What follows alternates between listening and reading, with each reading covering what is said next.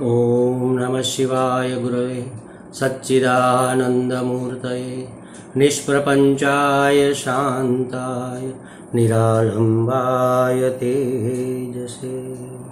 हरिओम प्रभु जी। आज के इस प्रश्न परिषद में आप सबका स्वागत है। आज के दो प्रश्न, एक तो द्वारका से जामनगर द्वारका से काजल जी का एक दूसरा प्रश्न बाकी रह गया था, और एक कल हंसाबेन माकड़िया जी का एक दूसरा प्रश्न बाकी रह गया था। छोटे छोटे प्रश्न है दोनों, उसको आज हम एक साथ ले लेते हैं। पहले द्वारका से काजल जी पूछती है कि अहंकार कहाँ से उत्पन्न होता है और क्रोध क्यों होता है। ये दो प्रश्न, एक में दो प्रश्न उन्होंने पूछे हैं। अहंकार कहाँ से उत्पन्न होता है, तो महाराज देखो, पहले तो अहंकार का मतलब क्या है ये समझेंगे, तब हमें थोड़ा इसके बारे में पता चलेगा। थोड़ा ये गहन प्रश्न है, वैसे तो शॉर्ट में इसको कह भी नहीं सकते, लेकिन फिर भी प्रयत्न करेंगे। अहम का मतलब है मैं का मतलब है आत्मा, और आत्मा बिल्कुल असंग है। वो न तो किसी के साथ जुड़ता है, न तो किसी को अपने साथ जोड़ता है, न कुछ करता है, न कुछ कराता है। आत्मा स्वयं में मस्त है, समझ लो, स्वयं में स्थित है। उसका होनापन ही उसका भासनापन है, और उसका होना और भासनापन ही वो आनंद का कारण है, वही आनंद है। तो ये आत्मा, अखंडानंद जी महाराज ऐसा कहते थे, अहम कार मतलब फोर व्हील मोटर कार। अहम को घूमने फिरने के लिए, आने जाने के लिए जो साधन है उसको कहेंगे अहंकार। वो तो ऐसे मजाक में कहते थे, वास्तविकता भी यही है कि अहम को कार बनाकर, अहम के लिए जो कार बनकर घूमता है वही है अहंकार। अहंकार का मतलब घमंड ऐसा नहीं है, अभिमान है इसका अर्थ। घमंड अलग चीज है, गर्व अलग चीज है, अभिमान अलग चीज है। तो अपने होनेपन का जो अभिमान है उसी को कहेंगे अहंकार। अहम करणम, जो अहम का करण है, करण मतलब साधन। जैसे घूमने के लिए कार हमारा साधन है, जैसे कुछ उठाने के लिए हाथ हमारा साधन, जैसे खाने के लिए चम्मच हमारा साधन है। तो जैसे हमारे ये पंच कर्मेंद्रिया, पांच हाथ पांव, ये सब करण है हमारे। तो अहम करोति, अहम करणम अहंकार, जो अहम का साधन है। अहम मतलब आत्मा। आत्मा किसके द्वारा ये सब करता है, कराता है, ऐसा लगता है, तो उसका जो साधन है उसको कहेंगे अहंकार। अच्छा महाराज, एक बात ये भी समझनी पड़ेगी कि ये अहंकार उत्पन्न कैसे हुआ और अहंकार उत्पन्न कहाँ से होता है, ये उसने पूछा है। इसका मतलब ये है कि उसको अहंकार की निवृत्ति चाहिए हमें, वरना हम उसके बारे में जानेंगे क्यों। अहंकार नहीं होना चाहिए, अहंकार की निवृत्ति हमें चाहिए। तो उसकी प्रवृत्ति कैसे हुई उसको जानेंगे, तभी तो निवृत्ति का पता चलेगा। तो जैसे एक मिट्टी का लोंदा कुम्हार लेता है और अपने चाक पर उसको रख देता है, उसके आसपास पानी लगाकर फिर उसके अंदर ऐसे हाथ डालता है, चाक घूमता है, मिट्टी का लोंदा भी घूमता है। हाथ ऐसे रखने से अंदर खाली जगह बन जाती है, अवकाश पैदा हो जाता है, अंदर पोल हो जाती है। अच्छा, जैसे ही ऐसे उसने हाथ रखा और एक आकार बनना शुरू हुआ, अंदर पोल बनना शुरू हुआ, तो जब ये पोल पूरा बन जाता है तब उसको हम घड़ा कहेंगे।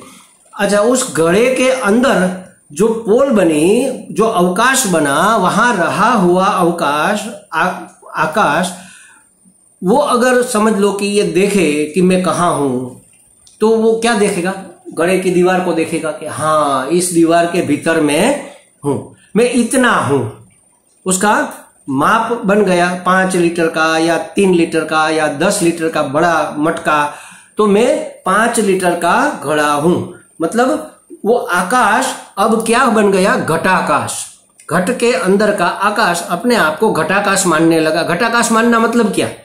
अपने आप को इस घड़े की दीवार के अंदर जितना परिच्छिन्न दिख रहा है उतना ही मानना। और दूसरी बात, ये मैं हूं ये मानना, और इसके सिवा जो है वो तू, या तो वह, या तो यह, मुझसे कुछ अन्य है। ये मैं हूं, ये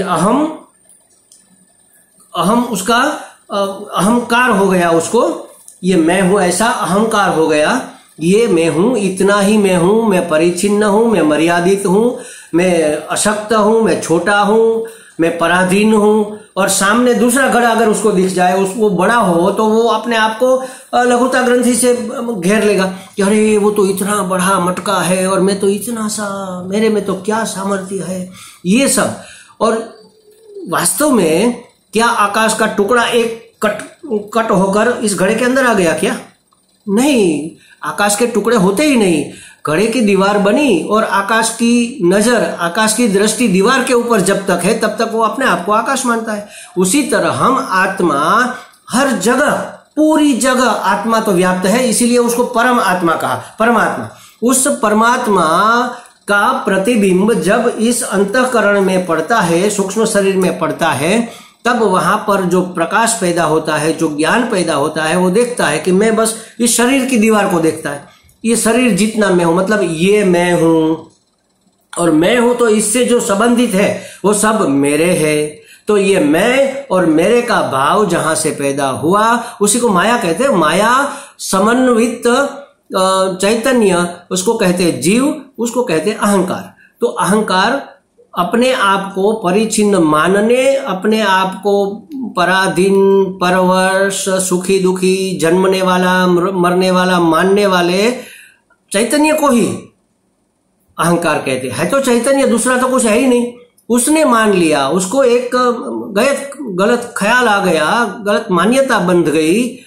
वैसे भी महाराज हमारा पूरा जीवन क्या है? हमारी मान्यता के ऊपर तो खड़ा है। जो हमने मान लिया वही मान्यता, वही हमारा व्यवहार, वही हमारा जीवन, वही हमारे सिद्धांत हमने मान लिया है। मात्र शास्त्र तो यहां तक कहता है, अद्वैत वेदांत के महात्मा लोग तो यहां तक कहते हैं कि तीनों काल में जगत है ही नहीं, हमने माना हुआ है, मात्र मान लिया, बस मैं ही मैं हूं और कुछ है नहीं। तो ये दिख रहा है वो क्या? वो भी मैं ही हूं, परमात्मा ही है, आत्मा ही है, इस रूप में दिख रहा है हमें। वैसे वो दिख नहीं सकता, क्योंकि उसको देखने वाला कौन होगा? जब कोई दूसरा होगा तब तो देखेगा, दूसरा ही नहीं है तो फिर कौन देखेगा? तो अपने आप को परिचिन्न, पराधीन, जन्म मरने वाला, सुखी दुखी मान लेना, इसी का नाम है अहंकार। अब आगे पूछा ये क्रोध क्यों होता है, क्रोध क्या है या क्यों होता है? तो ये अहंकार पैदा होने के कारण, अपने आप को परिचिन्न मानने के कारण, अपने आप को मर्यादित मानने के कारण, एक शब्द में कहे तो अपने आप को अपूर्ण मानने के कारण हमने पूर्ण होने का प्रयत्न शुरू कर दिया। पूर्ण होने के लिए हमने देखा महान जो होता है वो पूर्ण होता है, ऐसा हम मानने लगे महान हमें, क्योंकि हम महतो मही, हम सबसे तो महान है ही।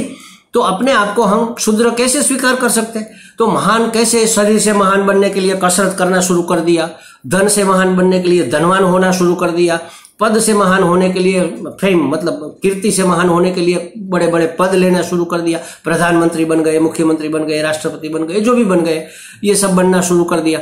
तो कहने का मतलब ये है कि हमने अपने आप को बड़ा बनाना शुरू कर दिया। हमने सोचा कि बड़ा बनने से हम पूर्ण हो जाएंगे, और बड़ा बनने से हमें जो भी हमारे अंदर कमी है, मतलब हम दुखी है तो सुखी हो जाएंगे, हम पराधीन है तो स्वतंत्र हो जाएंगे, मर्त्य है तो अमर होने के लिए भी देखो ये संशोधन सब किए है, किस लिए है? अपने सुख के लिए, अपनी अमरता प्राप्त करने के लिए। सभी वैज्ञानिक संशोधन, लंबी आयुष्य कैसे हो, कैसे रोगों का सामना किया जाए, हमें मरना नहीं है, क्योंकि हमने मान लिया ये शरीर हमें, तो शरीर तो जन्मा है तो शरीर तो मरेगा, लेकिन उस शरीर जिसके आधार पर रहा हुआ है, शरीर के माध्यम से जो अभिव्यक्त हो रहा है, वो आत्मा का भी मरने वाला है नहीं।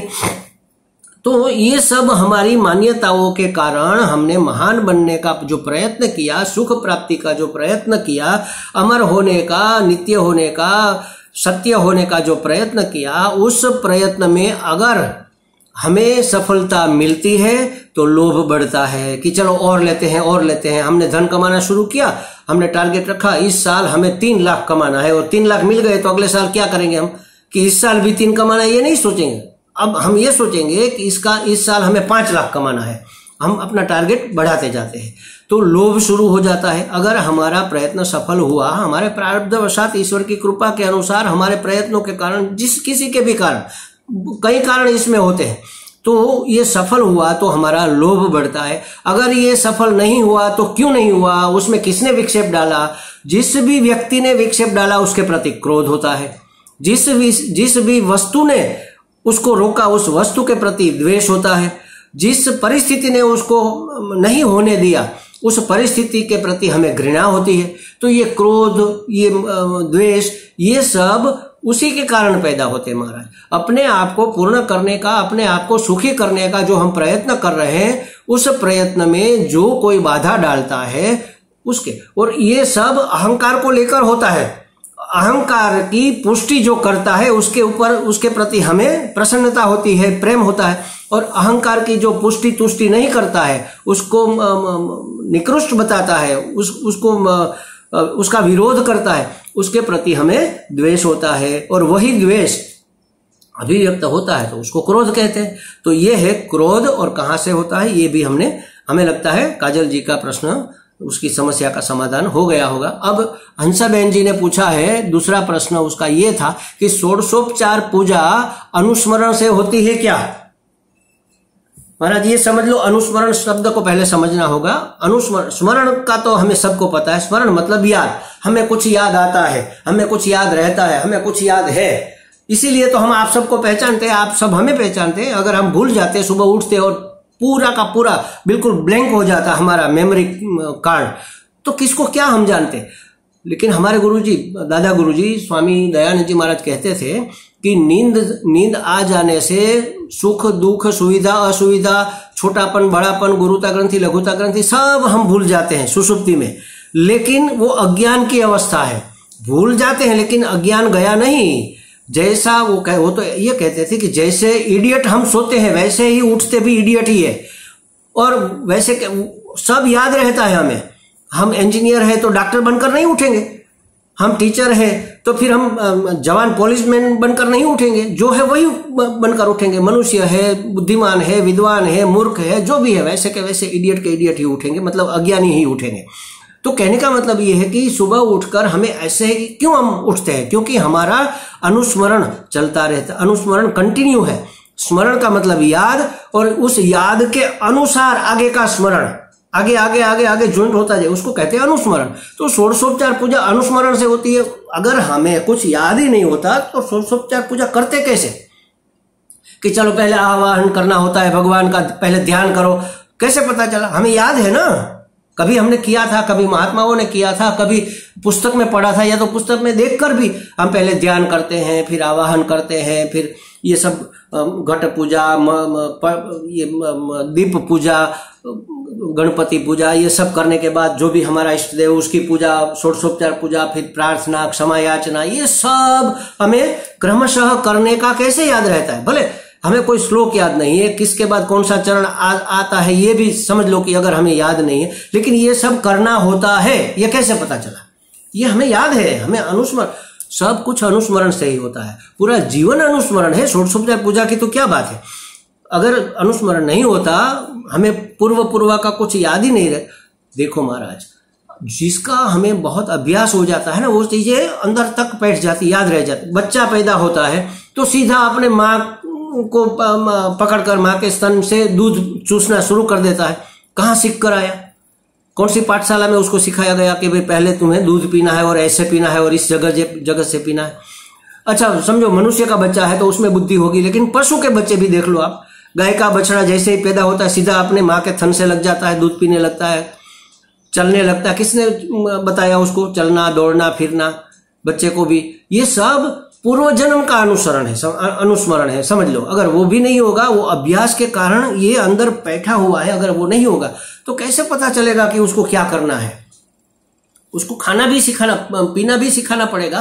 तो 3 प्रकार की वैसे पूजा होती है। ये षोडशोपचार पूजा दृश्य पूजा है, ये बहुत अच्छी बात है। ये तीनों ट्राइसिकल जैसा काम करती है। उसमें मन भी लगा रहता है, उसमें वाणी भी बोलती रहती है, मंत्र श्लोक का उच्चारण करती रहती है, और हाथ भी ऐसे उपचार करते रहते हैं, जैसे आरती, पुष्प चढ़ाना, स्नान कराना, ये सब।